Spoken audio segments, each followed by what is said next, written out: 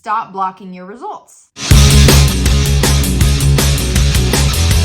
What's up guys, Coach Carissa here. Welcome to our channel. This channel is all about helping real women lose real weight by uncovering the fact that your breakthrough really only lies at the intersection of the actions you take and the beliefs that you hold, which is just our fancy way of saying that you can't only concern yourself with the physical actions you're trying to take, like how you're eating, how you're moving, things like that, but you also need to get a grip on what's going on with you internally so you can stop self-sabotaging, stop falling back to your old habits, and stop having to start over and over and over again. So enjoy this week's lesson and subscribe for more. If you're eating healthy, exercising properly, putting in all this work required to lose weight and reach your guys' goals, but it's not happening, then you might actually be blocking the transformation. So tonight we're discussing how to get out of your own way so we can let the transformation happen naturally and easily. So let's go back all the way to the beginning. What is a transformation anyways? I would argue it's a journey. It's definitely not a moment in time. It's a journey. So to me, a transformation's really comparable to the metamorphosis of a caterpillar to a butterfly. That's the analogy I'm using tonight. It's a journey of complete change from form and identity, from one thing into a completely different thing, inside and out. And when you're pursuing health, weight loss, peak health, all that, I think people try and sugarcoat this or downplay the fact that it's a complete change of form and identity in order to maybe protect your old self or your current self. But people say things like, you don't have to change who you are, or you don't have to change what you're doing. But that's not true. So I refuse to do that because truthfully, if you're trying to become something new, someone new, then by definition, your current or old self must change, right? So if you're consciously or subconsciously protecting that old self or that current self, then you're subconsciously preserving her and therefore quite literally blocking that transformation and those results from taking place. So if you're serious about permanent weight loss, not temporary weight loss, you must also be serious about true transformation. And if you are, then we must get comfortable with the fact that you pursuing weight loss is essentially you doing the exact same thing as the caterpillar does when it morphs into a butterfly. Who you are now needs to completely change form and identity to become who you want to be permanently. And it's a completely different thing. And it's not a bad thing. You're not losing yourself. You're becoming more of who you really are by shedding away all of the old and living into the new. You're simply deciding who you are now is not who you want to be. Maybe it's incomplete. Maybe it's not finished. Maybe you've yet to discover all that you could be or want to be. Maybe it's misaligned with who you envision for yourself. Maybe it's inauthentic. Maybe it just rubs you the wrong way. Whatever language you like, it's basically for whatever reason or no reason at all, you're not content and you've decided to do something about it. And the solution to not being who you are anymore is not to preserve hurt. It's to become someone else. Someone who's finished. The version of you who's authentic. The version of you who's complete. You'll still be you, but you'll be you maxed out in peak health with the body and the vitality to show for it. The caterpillar's still a caterpillar at heart once it's a butterfly. But once it's a butterfly, right, its true colors can shine. It can fly, literally. But for us, figuratively. But it's no less victorious. It's no less of a miracle. So what happens to the caterpillar in order for it to become a butterfly? Where does it go? It's not a trick question. Cocoon. Cocoon. I love it. Becca's like, cocoon. So do you think the caterpillar wonders what it's going to become when it is done with the cocoon? Do you think it's expecting to become a butterfly? Probably. I think so. I think it goes in there, lets nature do its thing, and then when it's done, it breaks out, and now it's a butterfly. And it should be that way, because A plus B equals C. And that's true for us as well. The caterpillar, right here though, is not causing the transformation. Nature is. You don't make your transformation happen. You must let it happen. The caterpillar only does two things. One, it plays nature. It plays nature's game by nature's rules. And it lets nature do what nature does. So what does that mean for us? It means you're just like the caterpillar in the sense that if you feed yourself in a way that allows weight loss to happen, it will happen. That's how your biology works. It's how my biology works. You build the cocoon, you become the butterfly. If you exercise in a way that allows strength and muscle to happen, they will happen. That's how the human body works. Build the cocoon, become the butterfly. If you practice habits that control stress or allow for recovery, balance your hormones or support your metabolism, all that, those things will happen. That's how human life works. Build the cocoon, become the butterfly. A plus B equals C, right? Take those actions long enough and it will result in becoming lean, strong, able-bodied, no doubt, no question. That's the trade. That's how your biology works. And that should comfort us because there's no mystery, there's no puzzle. Input, output. So playing nature's game by nature's rules is you taking the actions required to lose weight permanently, the permanent way, in the way your body, in the way your biology responds best, right? We do this through the fat loss cycle. That's your body's natural fat loss cycle. That's number one. Number two is letting nature do what nature does. That's you giving your body, your mind, your identity, time and repetition, and enough time and enough repetition required to transform permanently inside and out. So let's say you're doing the first. Let's say you've accepted truly that in order to transform externally, you must become someone who eats differently, exercises differently, behaves differently. Maybe you're not fighting that anymore. Maybe you stopped looking for loopholes and shortcuts. Maybe you stopped wishing for it to be a different way, right? I know that sounds silly, but sometimes we do that. We don't want to change the way we eat or exercise or behave, and we want to somehow get a different result. Maybe you're done playing that game and you're ready to play the game by the rules. The second requirement, though, is once you start taking those actions, you need to let nature do what nature does, which is to not block nature. These changes need time and repetition. So we block nature by not giving it time, not giving it repetition. That's how we get in the way of that guaranteed transformation. And that's how we block our results. So here I have three common ways that we typically do this so that you have something to hold on to. Number one way we typically block our results is changing course too frequently, as in we don't stick with one course long enough. So this is like program hopping, shiny object syndrome, simply lack of follow through.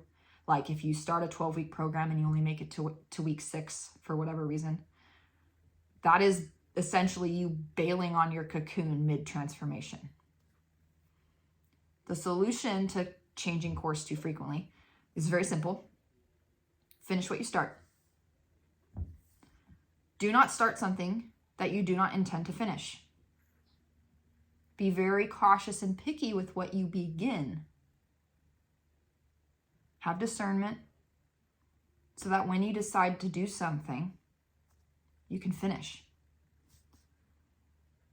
And do so with integrity. You can't form a valid opinion or create a true experience unless you've experienced that thing in the way it's meant to be done, unless you've finished it completely, and unless you've done it on time. So, for an example, the person who adheres to a single thoughtful, holistic program for 6 months will produce far better results and learn so much more than the person who spends a year trying something new every 2 weeks. So practice integrity and building self-trust by being intentional with what you begin and finishing what you start. That's you staying in your cocoon and not blocking your transformation. That's you giving your actions time and repetition so that nature can produce those results for you. Number 2 out of 3 is not enough clarity in who you're becoming. So lack of clarity impairs the time and reps required to change and blocks our transformation, because if you build a cocoon to become someone that you didn't really think too much about, then you're not going to have the clarity required for one to take the right actions. Vague end goals create vague actions. And vague end goals don't produce the excitement and the drive and the motivation that we need to stay in the cocoon, the gooey, dark, gross cocoon. Because we don't really care to become this vague, weird person. It doesn't motivate us to do hard things. Because of that, your consistency in taking action fluctuates a lot. Because of that, you won't change. So you must get crystal clear on who you want to become so that the things you're doing to become her make sense, are in alignment, and are motivating. You getting crystal clear on who you're going into the cocoon to become is you staying in your cocoon and not blocking your transformation. And third and finally, and where I'm going to spend the most time tonight, and what I want you guys to really practice this week, is the third and final thing, our language. So staying stuck in the past and not living into the future impairs the time and reps required to change, blocks our transformation. Oftentimes we speak as the person who we're trying to leave behind. You're speaking on her behalf. The sooner you're able to speak as the person you're trying to become, the sooner you'll become her, and the less resistance you'll experience from other people externally. So when you're going from who you used to be to who you're becoming, you're in the cocoon, right? It's that transitionary period.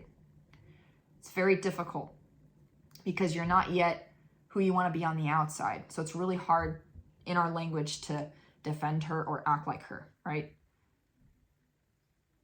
Because of that, we invite in more difficulty than's necessary. For example, if you used to skip lunch, but you started eating lunch, your coworkers are going to notice. The reason you started doing that is because the new you doesn't skip meals. So speak into that new identity. If someone notices that you started eating lunch out of nowhere, stop saying that you're doing it because you're trying to lose weight. That makes you sound unsure, or like you're trying to do something temporarily, or that you're doing something you don't even want to be doing. Start saying that eating lunch makes you feel better, or that it gives you more energy, or helps you stay focused, or has been fixing your appetite. Whatever's true for you, take ownership of the actions that you're taking and start speaking the truth behind them as the woman you're trying to become. Speak as her because you are her. You're just in your cocoon right now. People around you are only noticing the changes you're making, and they're only asking questions because humans notice changes and we like to inquire about them. It's weird. We totally do it. It is what it is. You and I, we're the weird ones sounding like we're not in charge of our own life or decisions, or like someone's making us do all these things, or you're doing something you don't want to do. So we're the ones inviting in the debates and the arguments when we do that. If your responses are weak, people can easily poke and prod at that, right? It's really easy to argue with, oh, I'm dieting right now, I can't have that. Why? Argument. Or I wish I could have that, but I'm trying to lose weight. If you're like, I can't, I wish, I want, I'm so sad, please save me, help me. That's what you're going to get. It's very easy to argue with, I wish I could, or I can't right now. But you know what you can't argue with? You can't argue with, I'm doing this because I want to. I like this food. I don't like that anymore. I want to. I will. I'm in charge. I'm happy. I love what I'm doing. I love who I'm becoming. If you start speaking like that, people will leave you alone politely, and you'll be reinforcing that future self, and you'll be moving into that identity much more smoothly, much more quickly. If you don't feel like the actions you're trying to take are things that you can genuinely I'm not telling you to lie, truthfully saying what they mean to you. If you don't feel that way, you're probably taking actions you don't intend to keep in your life, and that's a problem. Because if you're bringing in change that you intend to make temporary, you're going to get temporary results. You can't permanently change with temporary change. But if instead you now know that you're not doing something temporarily anymore, instead you're making lifestyle changes, then you need to change your language.